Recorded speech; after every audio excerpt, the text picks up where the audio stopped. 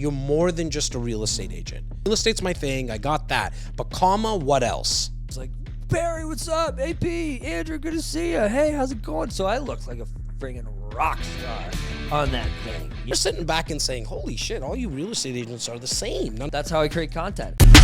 From wine country to cottage country, real estate is all about lifestyle.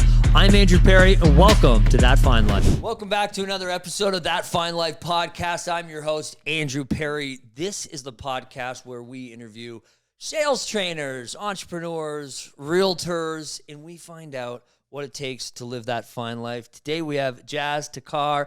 He's coming all the way from Don Mills. Toronto. And founder of REC Canada. You guys are doing what, like 600, 800 deals a year? We had Simeon on a few weeks ago. His podcast just came out last week. And we don't get like a lot of comments on YouTube, but since we released his, we had a lot of comments come on. So were they saying that he was like the bald He was Greek like, guy? this is like, this guy's way too good looking to be on stage. Yeah, I know. He has a face for radio. He has a great face for podcasting. Yeah, Simeon and I have been together now for coming up to 16, 17 years. Wow. And so I know his thing. He knows me really well, but amazing guy. So I'm not surprised that your viewers and listeners are attracted to the guy. And all joking aside, not from a physical perspective, but he has a lot to say. He's been in the business for a very long time, and he's a unique character, to say the least. That's right. That's right. No, I really enjoyed my conversation with him. It was eye-opening.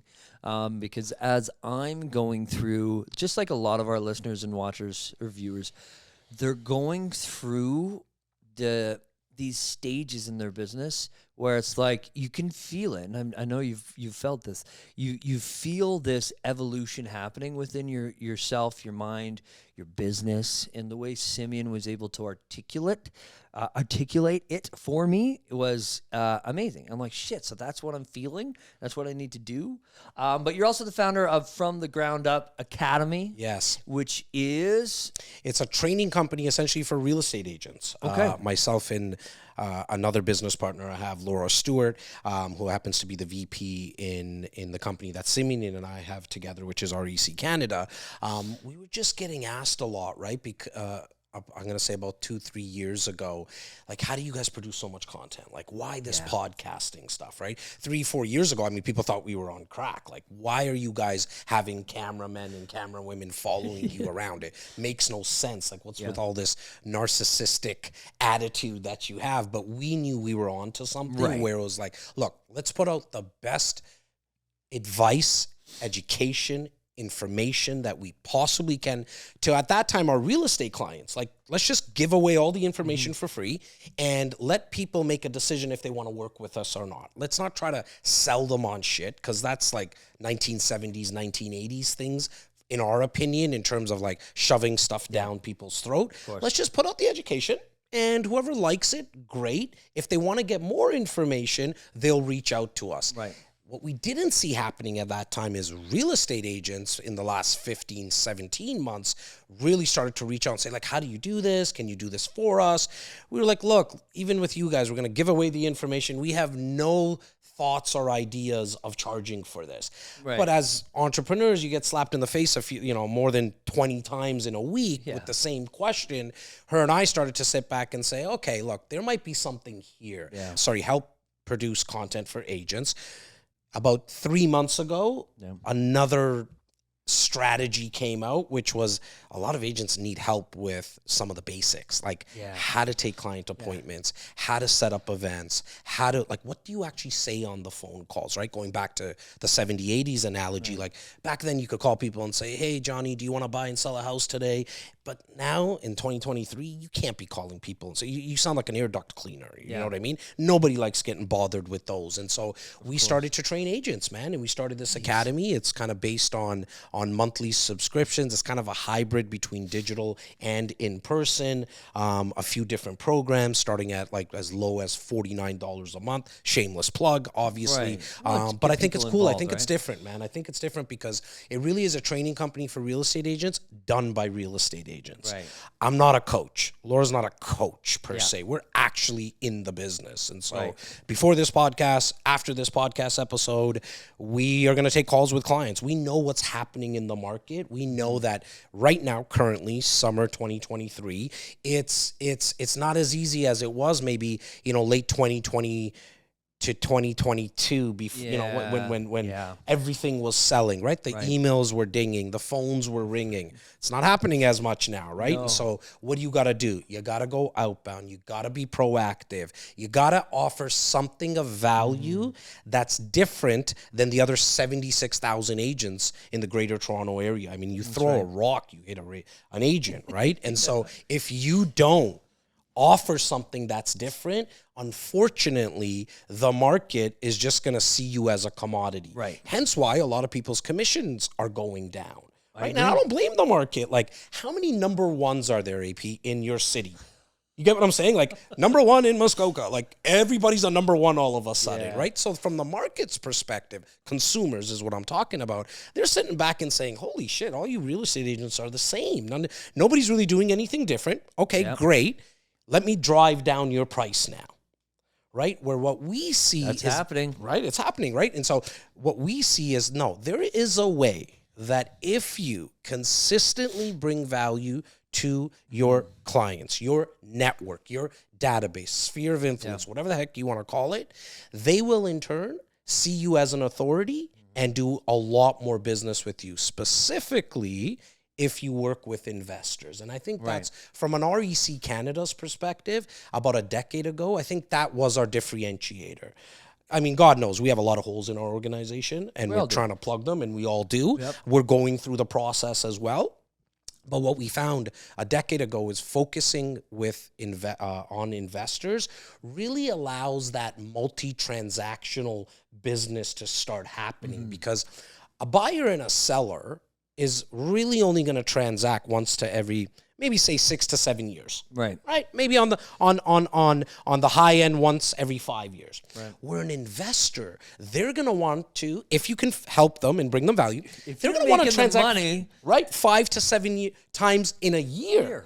Because I think real estate is the best drug in the world when it comes to investing. I'm biased. Right, I've been a broker for 20 years, 2 decades now, but it's one of, let me rephrase that. It's one of the best investments that someone can make. You get somebody hooked on that drug, they want to do it over and over and over again. And that's what I think we found, that that's how we actually differentiated ourselves. That's my tangent. No, I like that. I'm going to go on a few of them.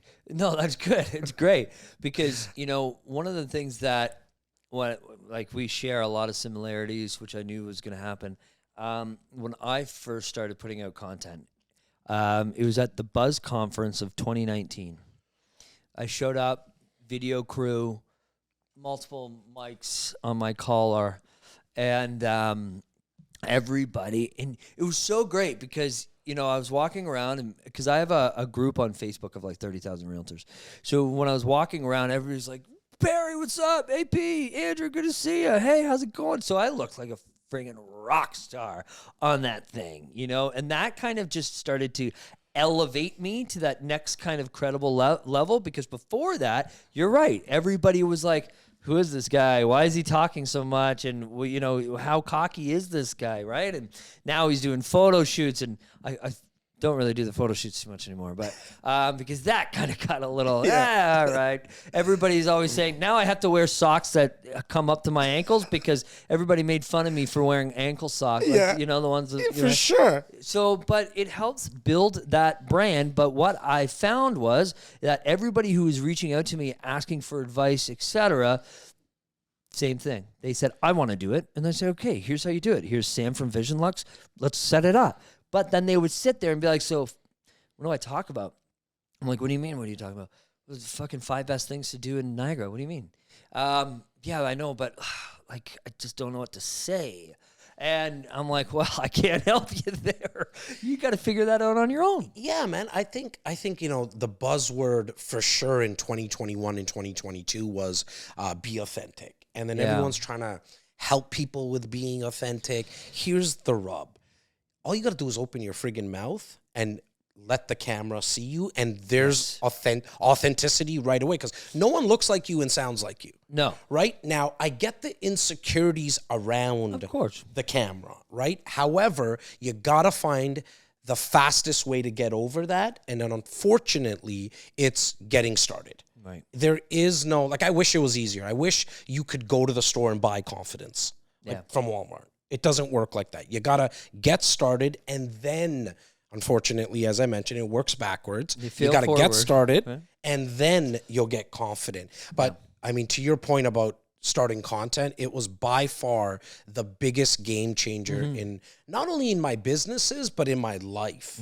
Because now, when I call someone, they want to pick up the phone. Yeah. You know what I mean? I'm not bothering them. I agree. Right? And it generally starts with like, oh shit, Jas, it's you calling me? You're going to provide value. Right? And you get this, like this, I don't know, BC celebrity status in definitely with your community. I mean, one of the main reasons we started content was I had a third business partner who passed away, and he was kind of the face of the brand. Yeah. And when he passed away, it left a massive gaping hole in our business. And what I realized is, you know what? All we got to focus on right now is bringing value to not the whole like all the 6.6 million people in the GTA. Let's just do it for our database of 3,500 at that time. Yeah. Right? This is going back to late 2017. Yeah. And early 2018, myself and Laura kind of fell upon Gary Vee. Yeah. And we were like, oh man, this guy's onto something. Yeah. I think he's onto something because he understands that you don't need to create content as much as you can just document it. Yeah. Take one recording like this for 45 minutes to an hour and chop it up. Yeah. Chop it up into 18, 32 pieces of content.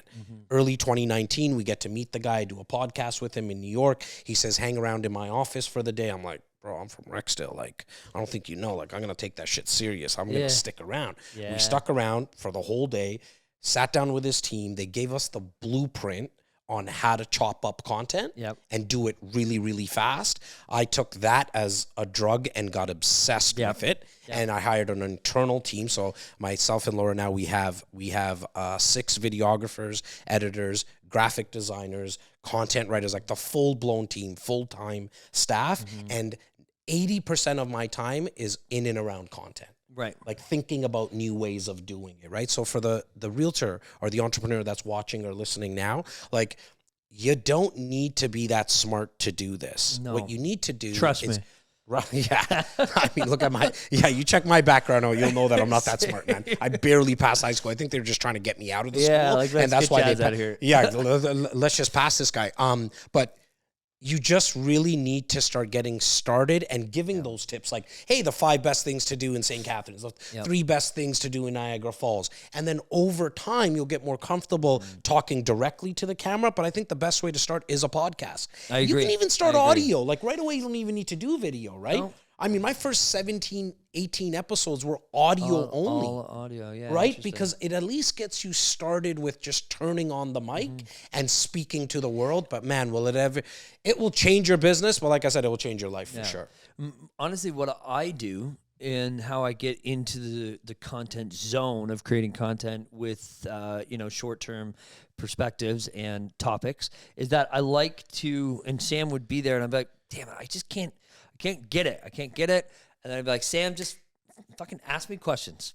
So now that's how I create content is I just have somebody ask me questions and then boom, I just spit some fire and then we press record and there we go. See, and you found your hack, right? Exactly. And you probably only found it after trying different things. Of course. Right? Like, oh, this doesn't make me feel comfortable. I don't like this style. And the best thing with what you just said, AP, in terms of someone asking you questions, as a realtor, you're getting these freaking questions anyways. All the time. Like, and if you're not getting any questions, we have a different conversation to be had.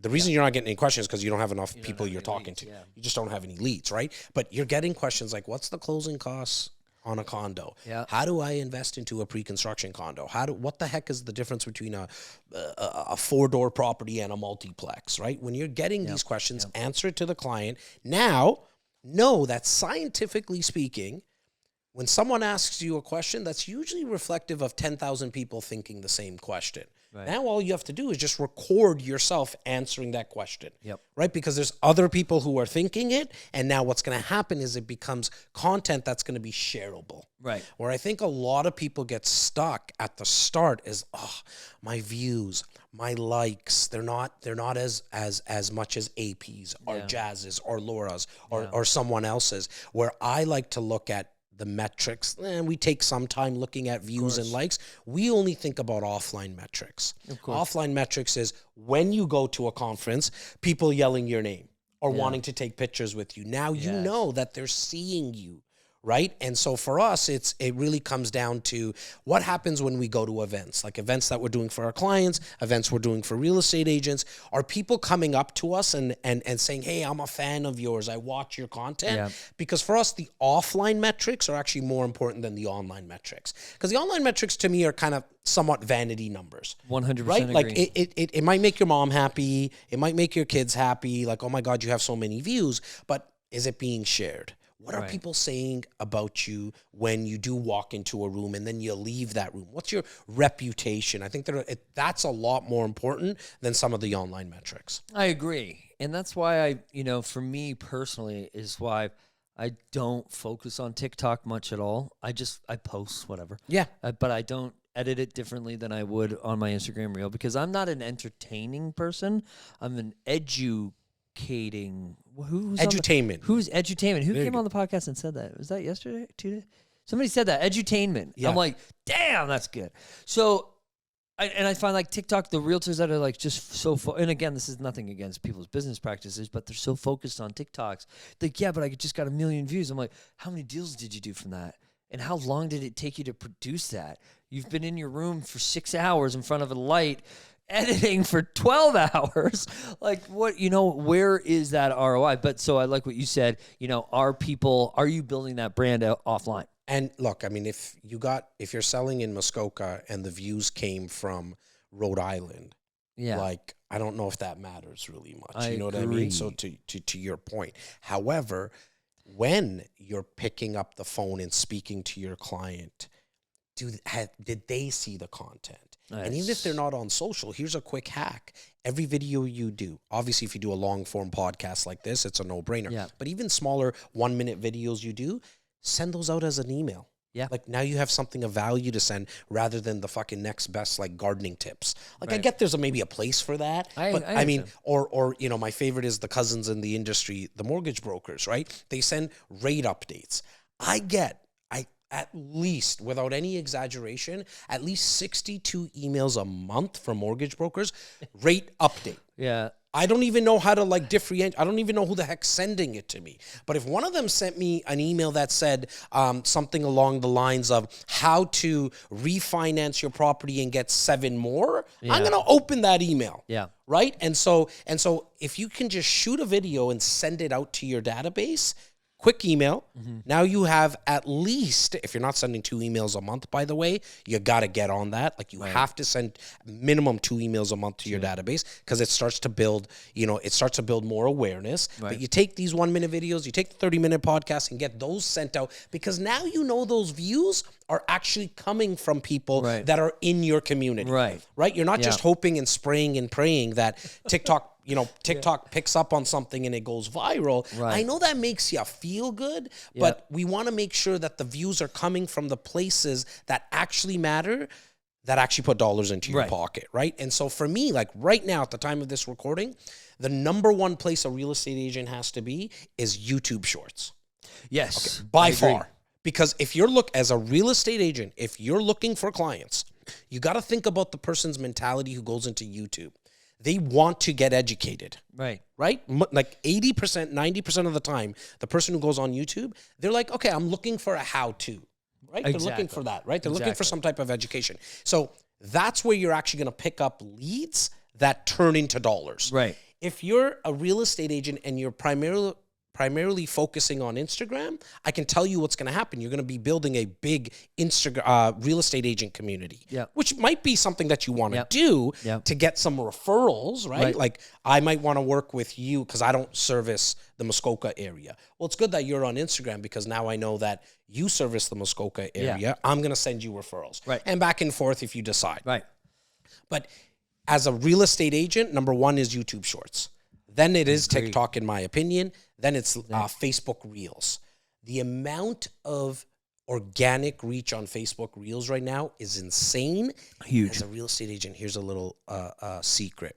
The people on Facebook, I know that if you're a 26-year-old, you're like, Facebook, dude, that's like so 2003 or whatever it is. But here's our 2007. Here's the thing with Facebook. The fastest growing group and target on Facebook is 55 to 65.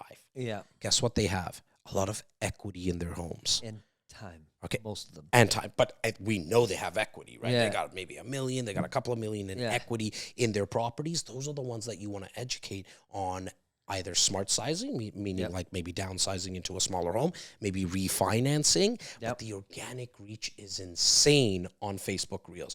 For me, Instagram, I'm heavy on Instagram because I have an academy. So like peeling back the curtains, the reason I do a lot of content on Instagram is for my agent community, but I have a vested interest, right? It's to monetize my content there. Like, no bullshitting, right? But for my real estate clients, it's all about YouTube Shorts and Facebook Reels, man. Man, Facebook is like, I don't know. I think it's like a last-ditch effort to start like showing people how good of a platform it can be.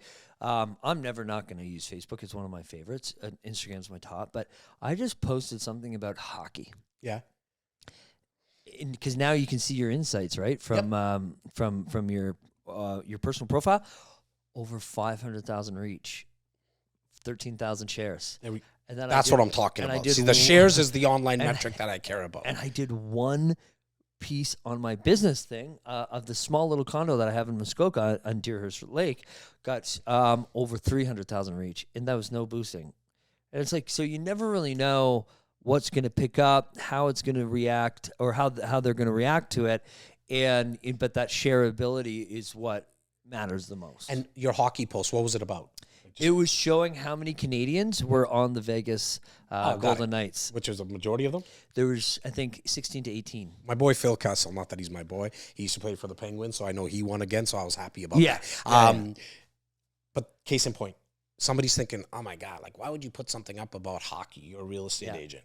Here's exactly what happened. So even for the people earlier we mentioned, they don't know what to say. I don't really care what you talk about. Like you don't have to talk about real estate all the time. Of course. We usually say do about a 65 kind of 35 split. 65% of the time speak about the tips and the education around real estate, but the 35% let them in on other things. Right. And case in point with you talking about hockey, there's going to be somebody who watches who also likes hockey, and they're like, "Oh man, I didn't know that about AP. You know what, man? Next time I think about maybe buying or selling, I'm going to reach out to him because they're connecting with you outside of what you're really trying to make money off of, which is real estate, right? And as a real estate agent, driving around doing showings, wouldn't you rather do that with somebody who has some like similarities? Yeah. Like it could get really boring in a car sometimes. You know what I mean? And so at least you're speaking about something that you actually like as well. Hence why, like, go all in on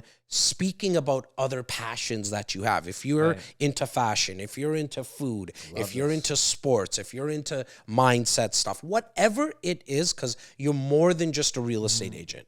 And so the question I think you have to ask yourself is like, okay, real estate's my thing. I got that. But what else?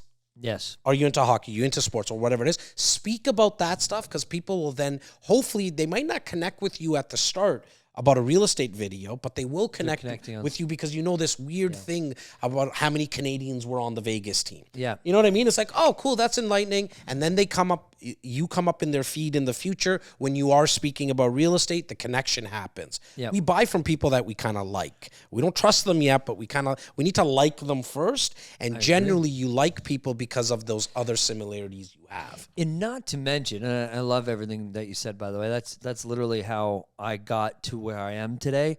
I moved to a market that I didn't know anybody. I focused on my passions that attracted the people that I want to work with and want to work with me. And so if you are actively, I don't want to use the word targeting, but like targeting that niche and it's your passion, you're more likely not to quit and you're going to have fun doing it. I love it. While you were saying that, I was just thinking about the word sustainability, right? Like you're going to be able to do it for a long period of time, right? You're not trying to just, what I think a lot of agents are doing when it comes to content, they're checking the box. Hopping on trends. Yeah, just hopping on trends. And I get it. Like, some of those trends will get you views and stuff like that. But then you're always chasing the new trend, right? Exactly. Or what I think a lot does happen is that they're just checking the box. Right. Hence why you see. I got that done today. I got that done today. I put the happy. Jazz said I had to post. Boom. And they put up like happy fucking Monday. That's the post. Like nothing, an image, like no flair to it at all. Or like they're hiring a lot of outside companies. Nothing wrong with some of the outside companies that people are hiring, but the problem with that is that if you don't do it yourself at the start, in my opinion, you'll never know if they're doing a good job or not. Right? That you'll just never know. So you gotta take this so seriously and understand that some of these platforms, not some of them, all the platforms come up with new features. Yep. When you're actually a practitioner and you're actually doing it, now you can understand, oh, okay, I do notice some of my insights are coming from India, for example. Like, obviously my paisans watch what I'm doing there, but to me, for my real estate business, it's not that big, right? For my agent community, it is maybe because, they can start to hook up on the academy. But from a real estate perspective, I'm looking for, are my clients actually seeing it? That's all I really care. Like, I could not get an outside view out of my 11,700 people in my database, and I could care less. Right. Like, you could tell me it's zero. As long as those 11,700 are seeing it. Right. That's important because those are the ones that are consistently buying with us. I agree. And what I've always, lived my life by is that I don't have a personal and a business page. On Facebook, I do because you have to. But on Instagram, I don't. And because what I believe in is that there's always two brands. There's the brand of the company, and then there's a personal brand. And that's what I but that's what I like about you. Because if I didn't know, I wouldn't even know that you were the founder of REC. You know what I'm saying? And that is a good thing because you're bringing people into your ecosystem, not based on the company's brand, but on your own. I mean, you couldn't have said it any better, brother, because majority of people till this day don't even know I'm a real estate agent. Right. And how nice is that? And at the start, there's a lot of people saying, this doesn't make sense. Like, they don't even know you're a real estate agent. Right. I'm like, no, that's exactly what I want. That's exactly what I want them to connect with me. Exactly. And real estate will be the byproduct of a conversation/relationship we have. Let's talk about everything else. And then some way, somehow, it will come out that I'm a real estate agent. But if they liked me first, then I got a shot at it. Of course. Right? And so, I mean, I love that even you who's in the realm of content creation, you didn't even know who and what I do, right? And so for me, that's actually been one of the most satisfying things in terms of my journey on content creation is that when people bump into me, they're like, whoa, you're a real estate agent? Like, I didn't know that. Like, I thought you were just an educator. Yeah. I'm like, that's exactly what I wanted you to think. Exactly. That I just educate. Hence why, REC, the company, like what it stands for is Real Estate Center. What we were always trying to brand was, and put out the messaging that we were an educational center for real estate. Right? I mean, I'm not going to say 20 years ago, we knew what we were doing. Right. Like to now, but it's kind of worked its way out. Of course. Out where like people are like, oh, you guys are the center of education. I mean, we get calls from real estate agents and they're like, are you guys the place we get the licensing from? They think we're a RIA, like the Ontario Real Estate Association. Yeah. We're like, no, and we put them in touch. But hey, if you want to get further emails from us and more tips, what's the best email address for you? Yep. Put them into the database. We put them into the database. Yep. This is just a big game in my head since, specifically the last 5-6 years when my partner passed away, that Simeon and I decided, let's do some role definition here. Yes. Okay. You handle our agents, go grow our agents team. He went from essentially 30 agents or something like that, 28 agents to 64 as we sit today. And so he was going to play that game. My game was, I'm going to grow the database, Went from 3,500 people 6 years ago to 11,700, because the game is get as many people that, with permission. Of course. It's not about buying names and numbers from, I'll age myself by saying the Yellow Pages or Google, right? Because anybody can do that. Yeah. It's like asking permission.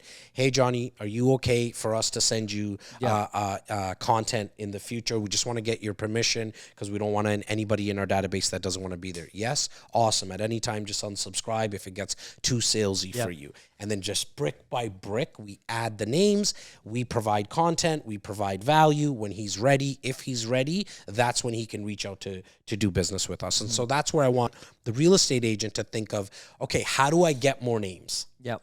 Right? Because our thought process when we're training agents is 80% of your time should be lead generation. And it all kind of is part and parcel in the conversation we're having with content. I think most people just don't see that creating a video is lead generation. They think it's, again, either checking the box or some other weird thing. It's actually lead generation. Like, what you're doing by putting out videos is having the possibility of somebody seeing it, you can't sell somebody something unless you get their awareness. And so that is the easiest way to get awareness in today's day and age, which is shooting video. But spend 80% of your week and time on lead generation. Everything else, give it to somebody else. Delegate it. Get rid of it. Help find people, online or in person, help them buy, sell, and invest. That's it.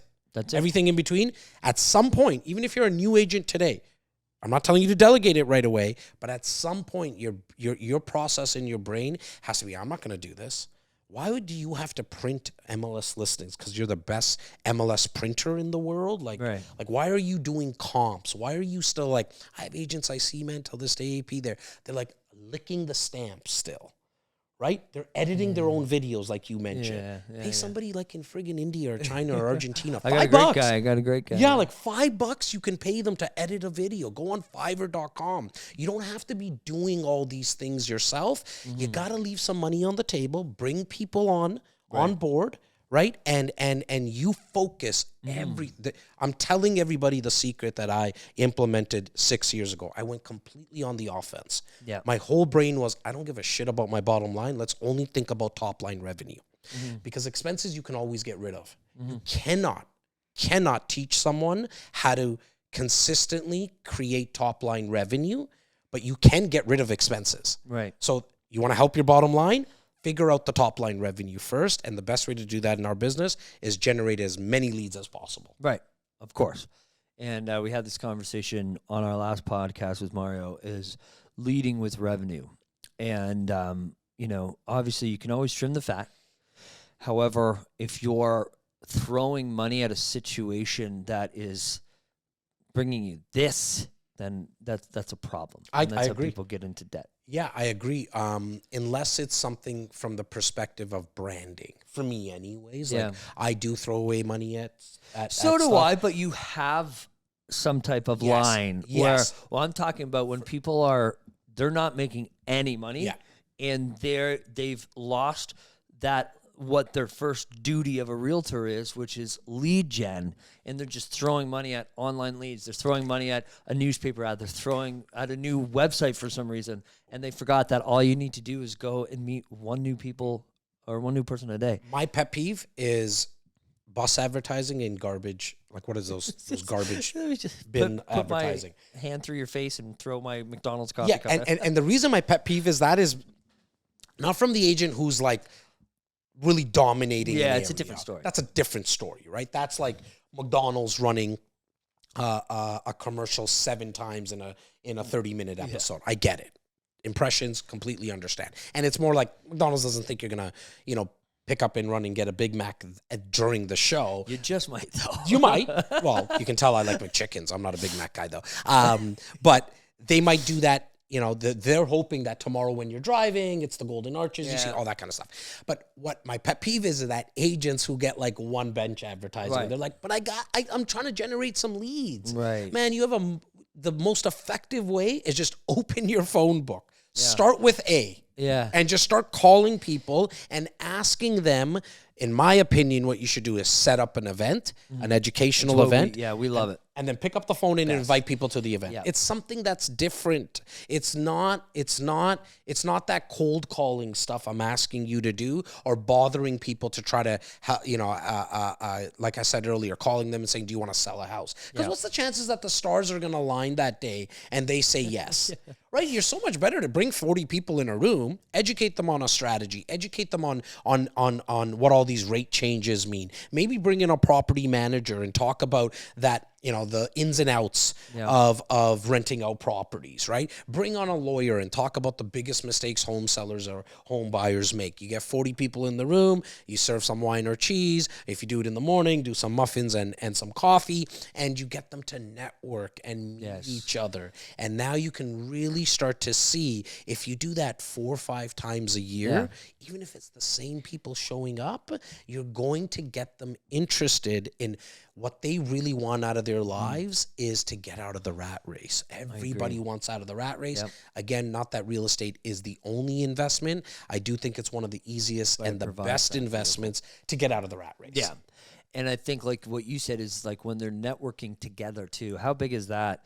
Oh, do you work with Andrew? Not yet, but man, like this, I'm going to. And then somebody else was like, well, yeah, I'm going to as well. Because the biggest, walking, talking billboard of anybody's business is those referrals of people that, have worked with you or want to, and explain the reasons as to why. And for us right now, the second phase of those networking and those meetups is really, and I won't go too deep into it because I'm just hoping the one person actually takes action. You know how it is, right? We're going to be speaking to hundreds of thousands of people through this medium today, but you're just hoping that one person takes action. Right. I want them to take action on their next event. But here's when it gets really crazy. Our events right now, majority of them are focused around just the networking piece. Why? Because they're hooking up together. Yes. Laura's hooking up with Way and saying, let's do a joint venture, right? So like when they're not only even talking about us as REC, like the word of mouth stuff, which is for sure, like, the best way to build a business. Absolutely. But what they're doing now is they're doing deals together and then coming to us and saying, okay, like me as Laura, I couldn't get the financing, but I got Way and he wants to do the financing. Can you go find the property? Right? So that second phase of events is when it really starts to go 10x, 20x, because they're doing all the heavy lifting. Yeah. All you're doing, you're kind of like the 16-year-old kid, right? In high school, the cool kid. Who was the cool kid? The one that threw the house parties. Yeah. That's exactly what I want the real estate agents to see themselves as. Be the cool kid, throw the parties, right? Let people in. Yep. And then they'll start talking about you that much more. It's the same thing in business. You just got to set up and host the parties. Yeah. Where did you guys meet? Oh, at Jazz's party. That's it. That's right. Oh, Jazz. Yeah, that's right. I got to reach out to him, man. Like, what the hell's going on right now? That's exactly what happens, right? That's exactly what happens. But to get to a more comfortable place, it always comes back to it, man. You just got to do the first one, especially the event one as well, right? Because that's when you start to envision yourself speaking in front of 40 people. You're like, holy shit, like, what am I going to say? And what kind of PowerPoint presentation I'm going to use. I'll give you the easiest hack when you're doing an event. If it's your first one, just bring on a mortgage broker. This is the easiest first event for everybody to do. And have him or her just have a conversation like Andrew and I are having right now. It's the easiest thing to do, right? Like just have a conversation for 20 minutes, 30 minutes about what's happening with the rates, how to use your home as an ATM. There's the email that you should send to your clients, by the way, like literally subject line, how to use your home as an ATM. And then put in the body of the email, event happening, my office, Thursday at 7 p.m. Pick up the phone, call everybody, invite them. You're going to get 40 people that say yes. Just so you know, it's always, for 2 decades that I've been doing events, 50% show rate. So be prepared for 20 people to show, even though people said yes. Have the conversation going back and forth, because now you don't have to be in the front doing a presentation. It's more of just a conversation, and then have them all everybody who came, network afterwards. Exactly. Always bring in a professional to focus on one specific topic. All you're doing is introducing yourself. Hey, if you like what you heard and you need more questions about that, this is who I am. This is what I do. give me a call. And let's go one-on-one. And then, right? Yeah, I mean, what we do right at the end of our events is like a survey. And for anybody who's like kind of driving right now, I did air quotes because it's really just a couple of questions, right? Yeah. Like, what did you think about the event? What other topics would you like us to cover? Yeah. And at the bottom it says, would you like to do a real estate action plan? Yeah. And for everybody who's watching and listening, literally take my words. It's not ripping me off if I'm telling you to steal these things. Of course. Literally take the words of a real estate action plan, Mm-hmm. which is a 20 to 30 minute conversation. And we're going to try to do Mr. and Mrs. Client. This is what I say at the event. Yep. We're going to really try to see what you're trying to accomplish long term. Yep. And we'll let you know how we might be able to help, because we can't help everyone. Of course. Okay. And if it's a match, we'll move to the next step. If not, we wasted 20, 25 minutes over some coffee in person, or maybe it was on Zoom. Yeah. I've been saying that exact same line, Andrew, for 20 years now. Yeah. And it closes like 95% of people, because I'm not selling them anything. You're not selling them anything. I'm not selling them anything, right? And they're like, sure, I'd like to, let me see what you guys have to offer. Yeah, but before we tell you what we have to offer, I need to actually know what you're trying to accomplish. Of course. Because how can I prescribe something that I don't know what your problem is? Of course. Absolutely. I love that. Yeah. And so what is the next moves for you for REC, or your branding company, or your training? Like what's next for you? Well, first and foremost with REC, I think we're at a place now that I've kind of scaled myself out. In terms of I'm probably involved in just like kind of if we're going to be doing a new construction project, which we do. We get about 100, I'm going to say, but sorry, we probably get about 75 to 80 projects at our table every single year. Yeah. And then I narrow it down to 6 or 8 that we go really heavy and promote. Right. Because I just don't believe in all of them. Right. And so I need to actually believe them. So 6 or 8, I've been doing that for the last 6-7 years. Good. So I usually pick the project because I have my thumb to the database. I know what they want, what they don't want. And so other than that, though, I have an internal, outside the 64 agents, I work with an internal team at my office, including the VP, as well as 3-4 other kind of phone call guys and our investment coach. Other than that, I'm not really doing much from an REC perspective. The main goal right now is going to be to grow the academy. That is, good. I'm looking to do, have 1,000 members within the first 90 to 120 days. I have a lot of agents that we've done in-person trainings for already that I think are going to jump onto this because it's very cost effective. Mm-hmm. The big dream there is to get to 100,000, 200,000 agents and members part of the academy. That's really the goal. Other than that, it's really developing other leaders, right? So that core group that I work of 13, if I tell you the story of each and every one of them, where they started and where they are now, it's really cool for me to be a part of their journey, right? And so I think the job of a leader, and again, it's just my opinion, is to develop other leaders. I 100% agree. And so, for example, like Tyler, who leads he's our investment coach. Right. In REC Canada, but he also is part of From the Ground Up. He was my waiter at Jack Astor's downstairs at my office, 8 years ago. He came to us at 22. He's 30 now, and he plays a massive role in both organizations. I got a 22-year-old, some would call kid. We call him the Phenom. Came to me as my assistant 3 years ago, Luke, who runs our new build division. Right, Laura Stewart, who came as wanting to be a traditional real estate agent, did that for a year and said, this is I like it, but I want to do more. I want to do something different. She not only became VP in the real estate company, but now her and I have a business together. That's amazing. Right. And the list goes on and on. Right. And watching these guys make decisions, I used to live the life definitely 3 years ago of Jas, do you have a minute? Jas, do you have a minute? Jas, do you have a minute? Yes. Right. And that you start to live the 1,000 cuts a day, right? Your minutes get stolen. We're now half the time, all they say to me is hey, Jas, we just did this. It's so nice to be part of that because I'm not involved in every decision. They're making decisions because I think they've come to realize I was making up the shit all along. Yeah. Like I never knew shit. I didn't go to school. Yeah. I didn't, I studied successful people. Of course. But what I did is I just went really on the offense, making decisions fast and not worrying about the outcome. As long as it doesn't bring down our business, like completely shut down. Not like I trust them. They're not going to go tell one of my clients to fuck off. Right. That's the only rule. You're not allowed to tell the client to fuck off.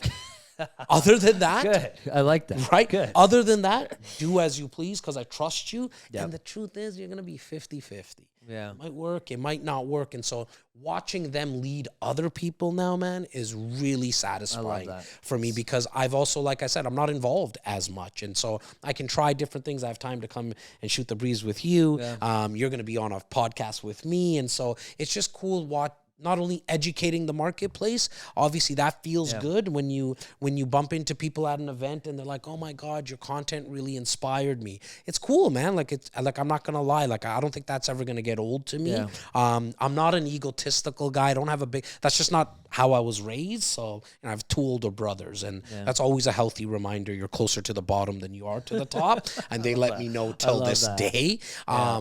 And so, but it really, the next move is developing more leaders. Like now I want my media team, like Wei, who's here with us today, started with me, I think about a year ago or something. Like I see where he possibly is going to be in 3 years. He'll have a team of videographers that he might be managing. Right.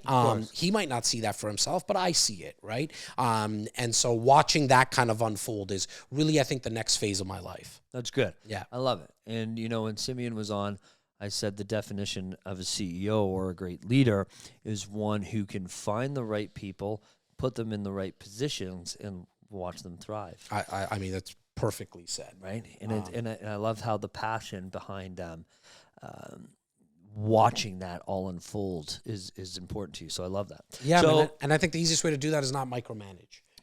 Right? Yeah. Right? Like it's tough. Easier to said than done, but you gotta do it. 100%, right? Yeah. And especially, for me, it was a little easier not to micromanage because I'm not really that good at majority of things. Right.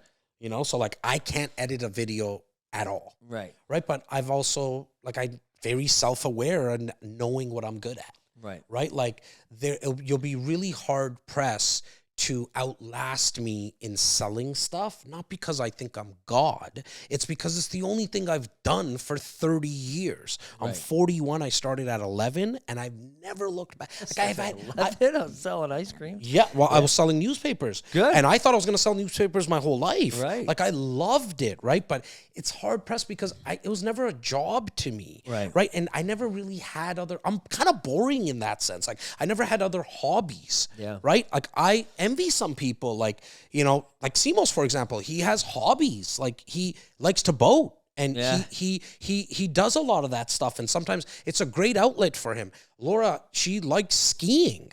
You know what I mean? It's cool. Like I don't really have any of those hobbies. I got 2 kids and my time goes to them when I'm not working. But for me, it's like, no, I want to be like sales and marketing. I like the branding. I like developing other leaders. So I'll be really hard. You'll be really hard, people who are listening, to kind of outbeat me in that because I'm just going to work harder because it's not work to me. But for everything else, I suck, man. Like write an email. Like I don't have a computer. I haven't touched a computer in 7 years now. Wow. Like because I can't write an email. Yeah. It takes me way too long. And when people write me if it's 2-3, no, I hate it. If it's 2-3 paragraphs, I reply back when's a good time to get on a call. Yeah. Not a good use of my time. Yeah. But it's like, let's just get on a phone call. Yeah, my entire organization, my bookkeepers, my lawyers, my mortgage brokers, my team, they know point form. Yes. I'm not reading them. And I started to change it. Tell them to put it in the subject line. Yeah. They'll listen. There you go. I just say put everything in a subject line. It makes it a lot easier for me. Right? I love it. So now this is the part, do your plugs, tell people where they can find you, and then we've basically killed this hour. Man. I appreciate it, buddy. I'm not that hard to find. If you Google me, Jas Takhar, JASTAKHAR, you can consume me the way that you like to consume content. Nice. I'm on video, I'm on audio, I have blogs, all that. Figure it out the way that you like to consume content. I'm not that hard to find. Love it, buddy. Fist bump, and let's wrap it up. I really appreciate you coming on. Thank you, brother. All right, everybody, if you like this podcast, don't forget, as I say every single frigging time, leave us a review. I'd really appreciate it. It helps us boost up in that algorithm to get our name out to more salespeople and entrepreneurs. So thank you very much.